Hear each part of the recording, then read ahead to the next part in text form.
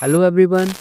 यहाँ पर हम सॉल्व कर रहे हैं उत्तराखंड में होने वाले अलग अलग एग्जाम्स में जो रीजनिंग के क्वेश्चंस पूछे गए हैं उन क्वेश्चंस को, ताकि आने वाले किसी भी एग्जाम में रीजनिंग में आप अच्छा स्कोर कर सकें। ये इस सीरीज का चौथा वीडियो है। इससे पहले के 3 वीडियोस अगर आपको देखने हैं तो आप एक बार डिस्क्रिप्शन चेक कर लेना, वहां पर वो वीडियोस के लिंक आपको मिल जाएंगे। बाकी इस वीडियो में हम सॉल्व करने वाले हैं दिशा परीक्षण यानी कि डायरेक्शन टेस्ट के कुछ क्वेश्चंस, जिसमें देखिए क्वेश्चन नंबर फर्स्ट आपको दिया हुआ है कि 12 किलोमीटर की दूरी पर दो व्यक्ति ए और बी उनको जोड़ने वाली रेखा पर एक दूसरे की ओर चलते हैं। का मतलब ये है कि एक लाइन हमें दी हुई है जिसके बीच की डिस्टेंस आपको दी है 12 किलोमीटर। इधर साइड में ए व्यक्ति है और इधर साइड में बी व्यक्ति है, और उनके बारे में कहा है कि वो एक दूसरे की तरफ चलते हैं। तो कहा गया है कि बी बाएं मुड़कर 3 किलोमीटर पूरा करने से पहले 1 किलोमीटर चलता है। मतलब बी को हमने इधर यहाँ तक चलाया सपोज, और इस पॉइंट पर वो आ गया और कितनी दूरी उसने तय की, 1 किलोमीटर। अब देखो जब बी इधर से ऐसे चल के आ रहा है तो ये उसकी दोनों आंखें और ये उसका राइट हैंड और ये लेफ्ट हैंड, यानी कि अब उसको लेफ्ट टर्न लेना है और 3 किलोमीटर चलना है। तो वो मुड़ जाएगा इधर की साइड में यहाँ तक, और कितनी दूरी तय कर लेगा वो, 3 किलोमीटर। फिर इसके बाद में देखो कि ए भी बी की ओर मुंह करके एक्स दूरी तय करता है और फिर उसके बाद में 3 किलोमीटर बाएं मुड़कर पूरा करता है। तो देखो यहाँ से ये ए यहाँ तक जाएगा सपोज, और इसने कितनी डिस्टेंस चली, एक्स। अब यहाँ से फिर से वो बाएं मुड़ रहा है और 3 किलोमीटर। तो देखो अगर ये ए इस तरीके से जा रहा था, ये दोनों उसकी आंखें, तो ये उसका राइट हैंड है और ये उसका लेफ्ट हैंड, तो उसको लेफ्ट टर्न लेना है और 3 किलोमीटर चलना है, तो वो इधर साइड में जाएगा ऐसे करके। ठीक है, और ये कितनी दूरी है, ये भी 3 है। अब इसके बाद में क्या कहा गया है, यदि अब ए और बी जो है वो 10 किलोमीटर दूर है, तो अब यहाँ पर ये जो पॉइंट आया था हमारा, यहाँ पर बी पहुंच गया, और ये जो पॉइंट है ये ए पहुंच गया। तो इन दोनों के बीच की जो दूरी है वो कितनी है, 10 किलोमीटर है। तो इसका ये मतलब है कि यहाँ से यहाँ तक जो ये लाइन खींचेगी, इस लाइन की डिस्टेंस टोटल कितनी है, 10 किलोमीटर है। तो आपसे पूछा क्या गया है कि एक्स की वैल्यू बताइए अब क्या होगी। तो देखो ऐसी ही रीजनिंग है जो आजकल आयोग आपसे पूछ रहा है, यहाँ पर मैथमेटिक्स उसने इसमें मिक्स किया है और फिर आपसे डायरेक्शन टेस्ट का क्वेश्चन बनाकर पूछा है। आपसे पूछी गई है ये वाली डिस्टेंस जो एक्स आपको दिख रही है। तो आपके लिए देखो यहाँ दो ट्राइंगल दिख रहे हैं और दो ट्राइंगल कुछ इस तरीके से कट कर रहे हैं ऐसे करके, है ना। तो इन दोनों ट्राइंगल में हम सिमिलैरिटी यूज करेंगे जिसकी वजह से हमें ये जो डिस्टेंस दी हुई है ये बराबर दिखेंगी। जैसे देखो ये वाली जो डिस्टेंस है ये 3 है और ये वाली भी 3 है, तो आप कहोगे कि ये वाली डिस्टेंस इस वाली डिस्टेंस के बराबर है। और ऐसे ही ये वाली जो लाइन है, ये वाला एंगल और ये वाला एंगल दोनों बराबर हो जाएंगे, जिसकी वजह से ये जो आपको दिखेगा कि ये दो ट्राइंगल जो बन रहे हैं इधर साइड में और इधर साइड में, ये दोनों ट्राइंगल आपस में सिमिलर होंगे। और अगर ये दोनों सिमिलर है तो इनके करस्पॉन्डिंग पार्ट्स बराबर होंगे। इसका मतलब ये है कि ये जो 10 डिस्टेंस दे रखी थी, इधर भी 5 होगी और इधर भी 5 होगी। तो आप ये सोचो कि अगर मैं इस एक ट्राइंगल को ऐसे कंसीडर करूं कि ये एक सिंगल ट्राइंगल है, तो इस सिंगल ट्राइंगल में यहाँ पर 5 है और यहाँ पर 3 है, तो तीसरी साइड क्या होगी, 4 होगी। इसका मतलब ये है कि यहाँ से लेकर यहाँ तक की जो ये डिस्टेंस है ये 4 किलोमीटर होनी चाहिए। ऐसे ही ये वाली भी 4 किलोमीटर होनी चाहिए। तो आप ये देखो कि अगर ये टोटल डिस्टेंस ए से लेकर बी तक की हमें टोटल 12 दे रखी है, तो इस 12 डिस्टेंस में ऐसे सोचो, इधर यहाँ पर दिखा रहे हैं कि ये ए पॉइंट है, यहाँ तक एक्स हो गया, इसके आगे यहाँ तक ये 4 किलोमीटर, और फिर उससे आगे यहाँ तक फिर से 4 किलोमीटर, और फिर ये 1 किलोमीटर। तो टोटल हमें पता है ये 12 है, तो ये 4 4 8 और 1 9, और ये 9 किलोमीटर इस 12 में से हमने माइनस कर दी तो एक्स की डिस्टेंस आ जाएगी। मतलब एक्स बराबर आ जाएगा 12 माइनस 9, यानी कि 3 किलोमीटर, जो कि आपको सी ऑप्शन में दिया है और सी ही इसका करेक्ट आंसर है। तो यहाँ से कुल मिलाकर आपको कौन सी बातें याद रखनी है, देखो एक तो आपको सिमिलैरिटी आए जो कि मैथमेटिक्स का पोर्शन है, और दूसरी चीज आपको आनी चाहिए ये डायग्राम ड्रॉ करना। तो इसके अंदर ना एक मैंने यहाँ ट्रिपलेट यूज की है। तो पहले मैं आपको बताता हूँ कि ये ट्रिपलेट क्या होती है, क्योंकि लास्ट वीडियो भी जब मैंने इसका पेपर सॉल्व किया था यूके कांस्टेबल 2025 का, तो एक बच्चे ने पूछा था कि ये ट्रिपलेट क्या होती है, इसके बारे में आप बताओ। तो यहाँ पर मैं आपको सिखा रहा हूँ कि ये ट्रिपलेट अगर आप याद कर लेते हो या ट्रिपलेट्स आपको निकालनी आती हैं तो आप क्वेश्चन को आसानी से बना सकते हो। तो देखो ट्रिपलेट जो है ना वो कोई नई चीज नहीं है। ट्रिपलेट है एक प्रॉपर्टी जो कि अभी तक हमने पढ़ा है एक right angle triangle. Right angle triangle मतलब जिसके अंदर एक एंगल जो है वो 90 डिग्री होता है। तो अगर उसके 3 वर्टिसेस ए, बी और सी हैं, तो हम यहाँ पर एक चीज़ जानते हैं जिसे हम पाइथागोरस थ्योरम कहते हैं। और पाइथागोरस थ्योरम ये कहती है कि जो सबसे बड़ी साइड है एसी, उसका स्क्वायर एबी के स्क्वायर के और प्लस बीसी के स्क्वायर के बराबर होता है, ठीक है? या फिर आप ऐसे कहो कि जो इसकी सबसे बड़ी साइड है उसको हम क्या कहते हैं, कर्ण। और अगर थीटा यहाँ पर है तो यहाँ से ये हो जाएगा इसका आधार, और इधर वाली जो साइड है ये इसका परपेंडिकुलर यानी कि लंब हो जाएगा। तो यहाँ से ये प्रॉपर्टी ये कहती है कि जो कर्ण है, कर्ण का स्क्वायर आधार के स्क्वायर के, आधार यानी कि ए बी, उसके स्क्वायर के और प्लस जो परपेंडिकुलर है लंब, उसके स्क्वायर के सम के बराबर होता है। और इसी रिजल्ट को हम कहते हैं पाइथागोरस थ्योरम। तो ये मैं आपको यहाँ क्यों सिखा रहा हूँ, क्योंकि यहाँ से बनकर आती हैं ट्रिपलेट्स। ट्रिपलेट्स का क्या मतलब है, देखो जैसे मान लो एक राइट एंगल ट्राइंगल मेरे पास है ये, और इसके अंदर एक साइड 3 है और एक साइड 4 है और एक साइड 5 है। तो आप ये देखो कि ये इस रिजल्ट को वेरीफाई करती है। इसका मतलब क्या है, देखो सबसे बड़ी साइड है 5 यानी कि 5 का स्क्वायर, और बेस हमने 3 लिया था तो 3 का स्क्वायर, और प्लस ये 4 तो यहाँ से 4 का स्क्वायर। अगर 5 का स्क्वायर करें तो 25, 3 का स्क्वायर करें तो 9 और 4 का स्क्वायर करें तो 16। तो यहाँ से ये आएगा 25 इक्वल्स टू 25। तो यहाँ से ये वेरीफाई कर रहा है। इसका मतलब ये है कि किसी राइट एंगल ट्राइंगल के 3 मेंबर्स 3, 4 और 5 होते हैं। तो अगर मैं ये बोलूँ कि 3, 4 और 5 ये एक प्रॉपर्टी फॉलो करते हैं जिसे हम पाइथागोरस थ्योरम कहते हैं। तो इन्हीं को मैंने ट्रिपलेट का नाम दे दिया कि ये क्या चीज़ है, ये एक ट्रिपलेट है। और ये ट्रिपलेट है तो इससे जितने भी रिजल्ट आएँगे वो हम आसानी से बना सकते हैं अगर इसको हम याद रख लेते हैं तो। और वो कैसे होगा? क्योंकि आपको ये पता है कि हम जब भी डिस्टेंस में चलेंगे, जैसे मान के चलो आपसे ये कहा जाए कि एक व्यक्ति पूर्व की दिशा में सपोज 3 किलोमीटर चलता है, और फिर वो बाएं मुड़ता है और बाएं मुड़कर 4 किलोमीटर चलता है, तो यहाँ तक 4 किलोमीटर आ गया। तो आपसे पूछा जाएगा कि उसके प्रारंभिक बिंदु से उसकी दूरी कितनी होगी। तो ये वाली डिस्टेंस आपको फाइंड करनी है। अब देखो तरीका क्या है, तरीका तो ये है कि आप कहोगे यहाँ 90 है, इसका स्क्वायर करोगे आप इस डिस्टेंस को, सपोज ये x है, तो x को निकालने के लिए आप पहले 3 का स्क्वायर करोगे, ये हो गया, और प्लस इस 4 का स्क्वायर करोगे तो ये हो गया, और इसका स्क्वायर रूट लोगे तभी तो x निकल कर आएगा, मतलब यहाँ से 9 आएगा और प्लस ये 16 होगा। तो x इक्वल्स टू रूट 25 यानी कि x इक्वल्स टू 5।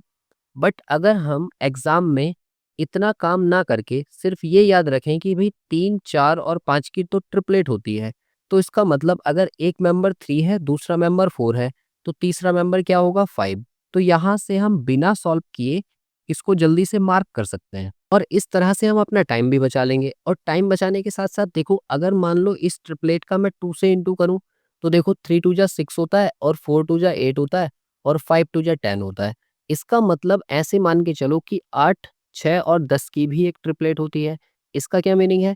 इसका सेम मीनिंग फिर से वही निकलेगा कि मान लो एक व्यक्ति पूर्व की दिशा में 6 किलोमीटर दूरी तय करता है, और फिर वो बाएं मुड़ता है और फिर 8 किलोमीटर दूरी तय करता है।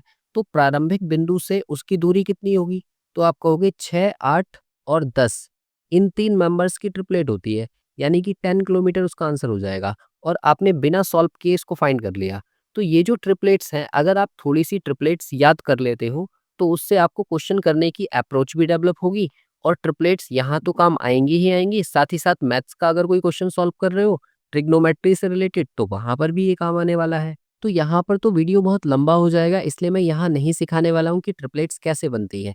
अगर आप सीखना चाहते हो कि ट्रिपलेट्स कैसे बनती हैं, तो आप नीचे कमेंट कर देना, मैं एक सेपरेट वीडियो बना दूँगा जहाँ पर ट्रिपलेट्स फाइंड करने की ट्रिक आपको सिखा दी जाएगी। फिलहाल यहाँ पर मैं आपको बताता हूँ कि अगर आपको डायरेक्शन टेस्ट के क्वेश्चंस को आसानी से करना है, तो मुश्किल से 4-5 ट्रिपलेट्स हैं जो ज़्यादा रिपीट होती रहती हैं। उन्हीं ट्रिपलेट्स को आप याद कर लो, जिनमें से एक तो यही हो गई कि 3, 4, 5 की ट्रिपलेट होती है। दूसरी होती है आपकी 6, 8 और 10 की। एक ट्रिपलेट आपको 5 की ज़रूर याद हो कि 5, 12 और 13 की ट्रिपलेट होती है, ठीक है? ये भी इम्पोर्टेंट है। ऐसे ही आपको 9 की ट्रिपलेट किससे बनेगी? 9, 40 और 41 से बनेगी। तो ये ट्रिपलेट याद करनी है। इस तरह से थोड़ी-सी है जो आप ट्रिपलेट याद कर सकते हो, और ये ट्रिपलेट्स आपको याद हो जाएँगी तो आप डायरेक्ट इसमें अप्लाई कर सकते हो। मतलब ऐसे सोचो कि अगर आपको कहीं पर एक राइट एंगल ट्रायंगल दिख रहा है जिसमें 9 दिख रहा है और 40 दिख रहा है, तो समझ जाओ तीसरी साइड उसकी क्या होगी, 41 होगी, जो कि सबसे बड़ी साइड होगी। और इस तरह से हम विदाउट सॉल्व किए उसको आसानी से जल्दी से फाइंड कर लेंगे। तो ये जो ट्रिपलेट वाला पार्ट है ये आपको ज़रूर से आना चाहिए। फिर से चलते हैं वापस अपने क्वेश्चंस पर। इसके बाद देखिए क्वेश्चन नंबर 2 को, तो उसमें ये कहा गया है कि एक्स, वाई, जेड और टी 4 नगर हैं और उन चारों नगर के बारे में बोला गया है कि जो वाई है ना वो एक्स के दक्षिण पश्चिम में है। तो देखो यहाँ से एक और चीज़ आपको याद रखनी है। आप हमेशा क्या करते हो, इस तरह से डायरेक्शन बनाते हो कि ऊपर नॉर्थ होगा, इधर साइड में ईस्ट होगा, इधर साउथ होगा, इधर वेस्ट होगा। ठीक है? और इनके बीच में से निकलने वाली जो डायरेक्शंस होती हैं उनको हम सब डायरेक्शंस बोलते हैं, जो कि ऊपर की साइड में जो इधर दी है ये नॉर्थ ईस्ट है और नीचे की साइड में साउथ ईस्ट हो जाएगी, इधर साइड में साउथ वेस्ट होगी और इधर साइड में नॉर्थ वेस्ट होगी। और इस तरह से ये 8 डायरेक्शंस हैं जो आपको याद रखनी होती हैं। लेकिन मैं क्या बोलता हूँ, आप इनको पूरों को याद मत करो। याद नहीं करना है तो क्या करना है, देखो एरो याद करो। जैसे ये एरो है ना, तो इसको आप ईस्ट का नाम दे दो और इसे पहचान बना लो कि इस तरह का एरो जब भी हम बनाएंगे तो वो ईस्ट डायरेक्शन होगी। ऐसे ही पीछे की साइड में ये एरो बनना है तो इसका मतलब वेस्ट है। ऊपर की साइड में एरो बनना है तो ये नॉर्थ है और नीचे की साइड में एरो बनना है तो ये साउथ है। इनको ऐसे ही याद कर लो। ये प्लस का साइन कभी मत बनाओ, इनको याद कर लो। इन्हें याद करने से ना आपको काफ़ी आसान लगेगा। बस शुरू में थोड़ा-सा मुश्किल हो सकता है कि हाँ यार, ये हमें याद करने पड़ने हैं, लेकिन ये आपको काफ़ी हेल्प करेगा। ऐसे ही देखो, अगर ऊपर ये तिरछा एरो लगा रहे हैं, तो ऊपर नॉर्थ होता है और राइट साइड में जा रहे हैं तो ईस्ट होता है। मतलब इस एरो को आप याद कर लो कि ये नॉर्थ ईस्ट होता है। ऐसे ही ये तिरछा एरो पीछे की साइड में है, नीचे जा रहा है तो साउथ है और पीछे की साइड में जा रहा है तो वेस्ट है। ऐसे ही ये एरो इधर साइड में जा रहा है, मतलब नीचे जा रहा है तो साउथ है और राइट साइड में जा रहा है तो ईस्ट है।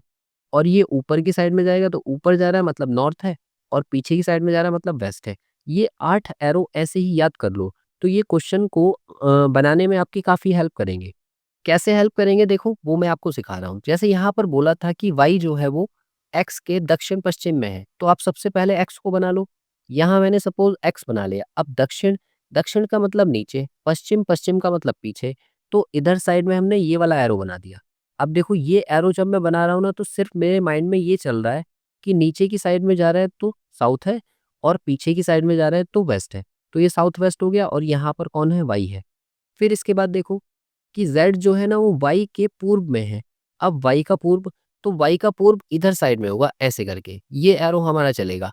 और इसमें क्या कहा गया है कि एक्स के दक्षिण पूर्व में है, तो एक्स का जो दक्षिण पूर्व है, तो ये वाली डायरेक्शन होगी। दक्षिण मतलब नीचे और पूर्व मतलब राइट साइड में।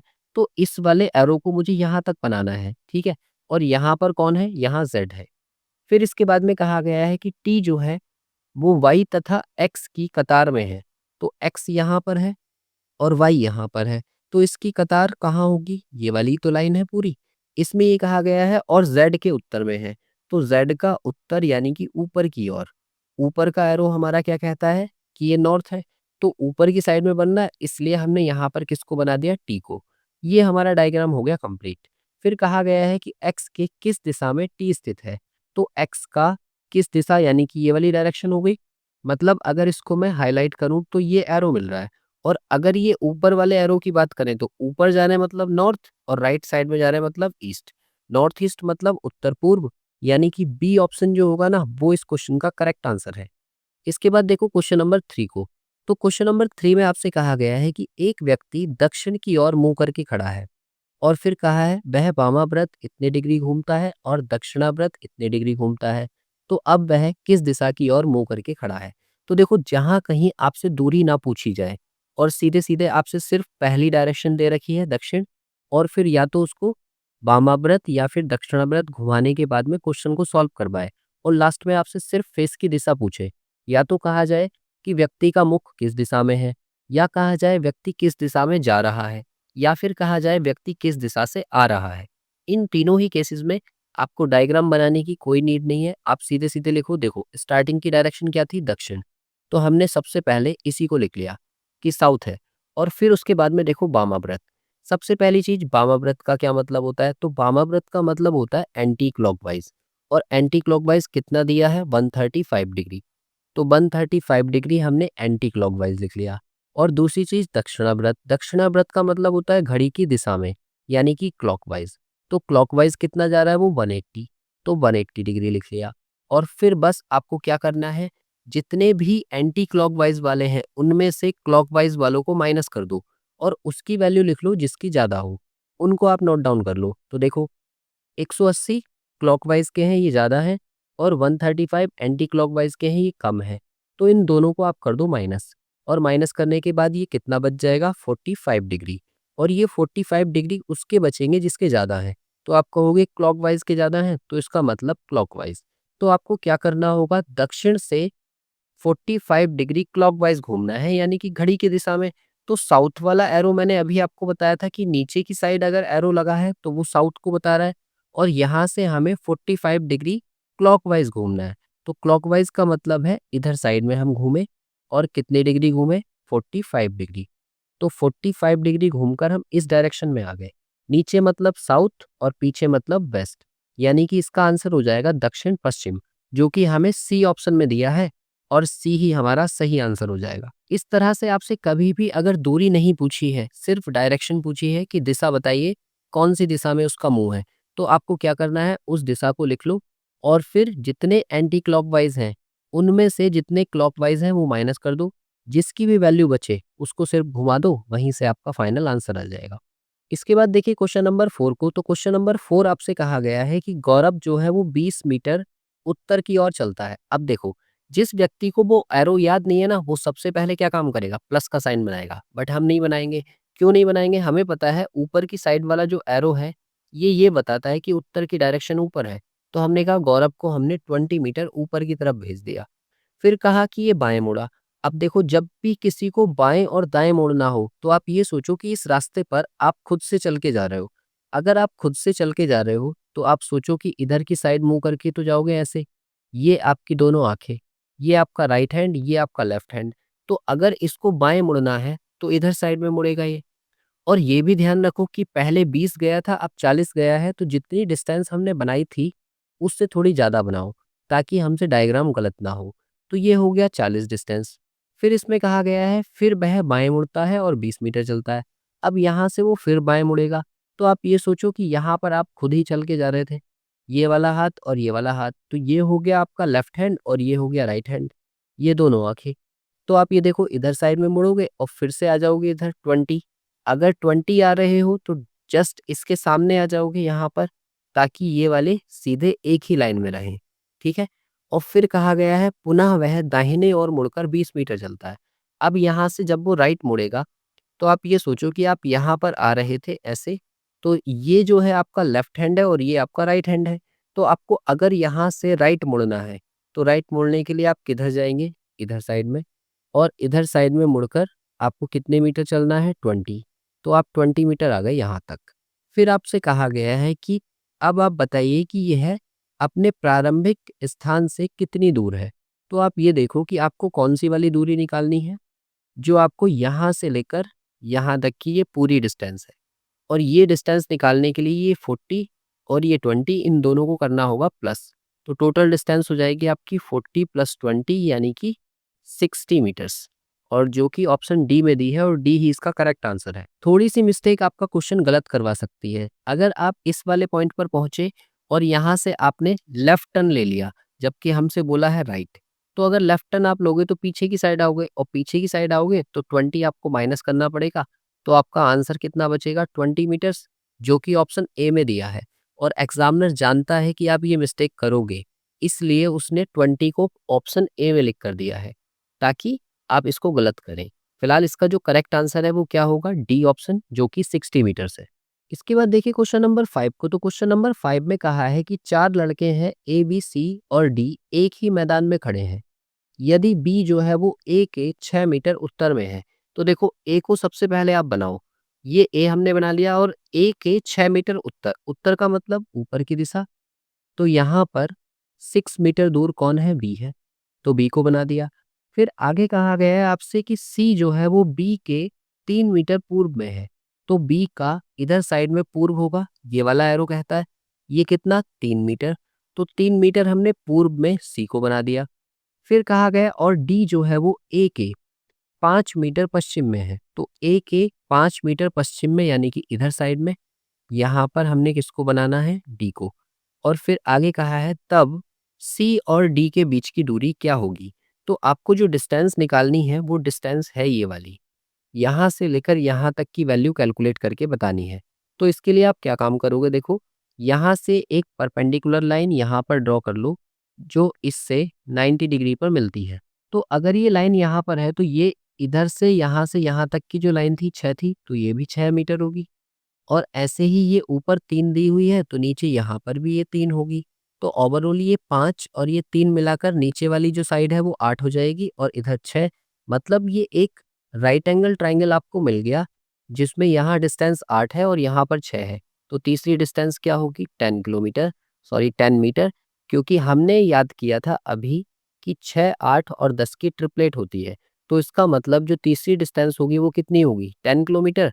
तो मतलब आप कहोगे कि बी ऑप्शन जो है वो इसका करेक्ट आंसर है, यानी कि 10 मीटर्स। अब देखो क्वेश्चन को सॉल्व करने में ना यही फायदा होता है।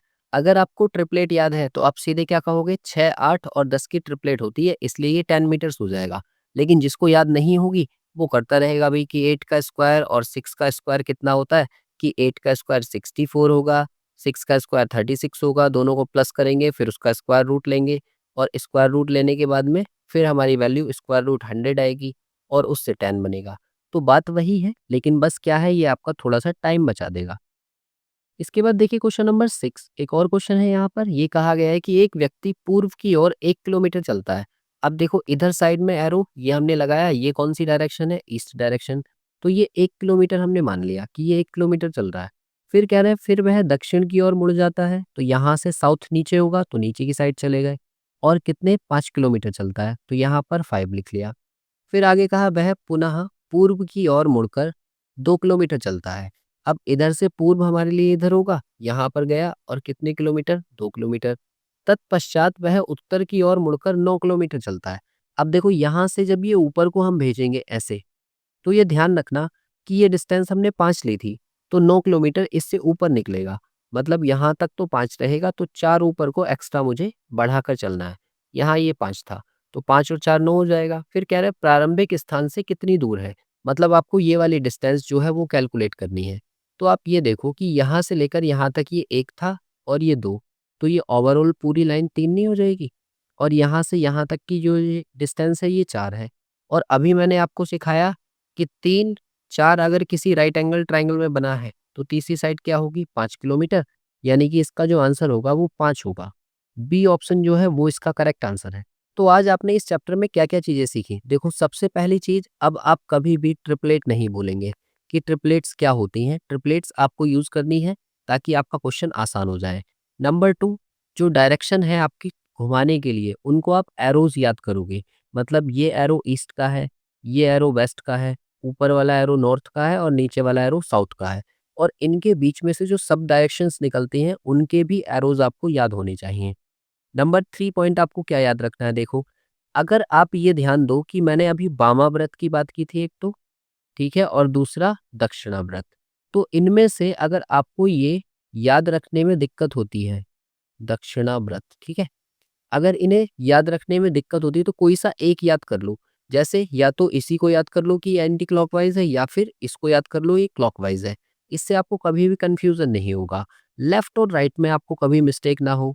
मतलब जो दायाँ होता है उसे हम राइट बोलेंगे और जो बायाँ होता है उसे हम लेफ्ट बोलेंगे, ठीक है? लेफ्ट और राइट घूमने में कभी भी प्रॉब्लम आपको नहीं होनी चाहिए। और नंबर 5 पॉइंट जो है, नंबर 5 पॉइंट ये है कि अगर आप ये चाहते हैं कि मैं डायरेक्शन टेस्ट की एक सेपरेट वीडियो बनाऊँ, तो आपको नीचे कमेंट करना होगा कि आप इसका फुल वीडियो देखना चाहते हैं, ताकि मैं और एक्स्ट्रा क्वेश्चंस लेकर इन सारे पॉइंट्स को आपको समझा सकूँ। वीडियो की लेंथ ज़्यादा लंबी ना हो, इसलिए मैं इस वीडियो को यहीं रोक रहा हूँ। बाकी मिलते हैं इससे नेक्स्ट वीडियो में नेक्स्ट टॉपिक के साथ।